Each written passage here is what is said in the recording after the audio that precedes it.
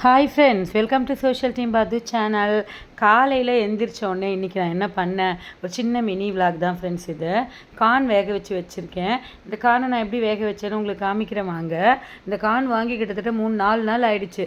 இதை வச்சு தான் நாங்கள் 2-3 ரீல்ஸ் பண்ணோம். அந்த அன்னத்தை பாத்தியே அதெல்லாம் இந்த கார்னெல்லாம் வச்சு தான் பண்ணேன். இன்றைக்கி லஞ்ச் பார்த்திங்கன்னா சாதம், சொரக்காய் கூட்டு, அப்புறம் உருளைக்கிழங்கு போட்டு காரக்குழம்பு, கார்ன். இதுதான் இன்றைக்கி நம்ம வீட்டில் காலையில் லஞ்ச் பண்ணிட்டேன். மத்தியானம் பசங்களுக்கு லஞ்சுக்கு தான் கட்டி கொடுக்க போகிறேன். இந்த சொரக்காய் தான் ஃப்ரெண்ட்ஸ். இந்த சொரக்காய் வச்சு தான் நான் அன்னத்தை பாத்தியே அந்த சாங் பண்ணியிருந்த மைக் மாதிரி ரீல்ஸு.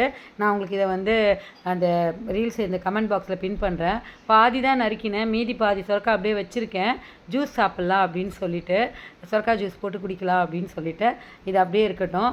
இந்த கார்ன் தான் இப்போ நான் வேக வைக்க போகிறேன். 2 கார்னு. இதை நல்லா தோல் உரிச்சிக்கலாம் வாங்க. இந்த கார்னில் ஒரு பெரிய விஷயமே இந்த தோல் தான். குட்டி குட்டியாக நிறைய நார் இருக்குது பாருங்கள். இதெல்லாம் நம்ம பிச்சு எடுத்துட்டு இதுக்கப்புறம் நம்ம இதை வேக வைக்கணும் ஃப்ரெண்ட்ஸ். நிறைய பேர் கார்ன் வாங்கிட்டு அதை வேக வைக்க தெரியாமல் இருக்காங்க. அதனால் என்ன பண்ணுறாங்கன்னா, கடையில் வேக வச்சதே வாங்கி சாப்பிட்றாங்க.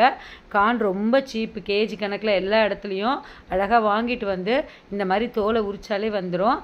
இதை நம்ம என்ன பண்ணலாம் அப்படின்னு பார்த்திங்கன்னா, குக்கரில் வேக வச்சுக்கலாம். குக்கர் எடுத்துக்கோங்க.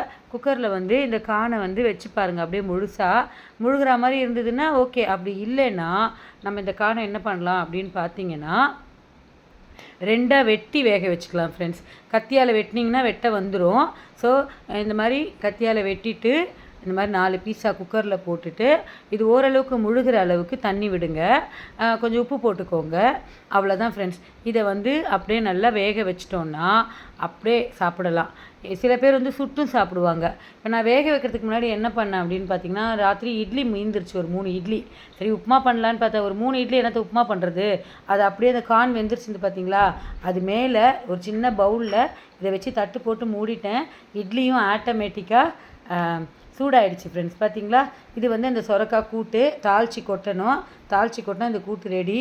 ஸோ இன்றைக்கி நம்ம வீட்டில் குட்டீஸ்க்கு இதுதான் சாதம், உருளைக்கிழங்கு போட்டு காரக்குழம்பு, சொரக்காய் கூட்டு, அதுக்கப்புறம் கார்ன்.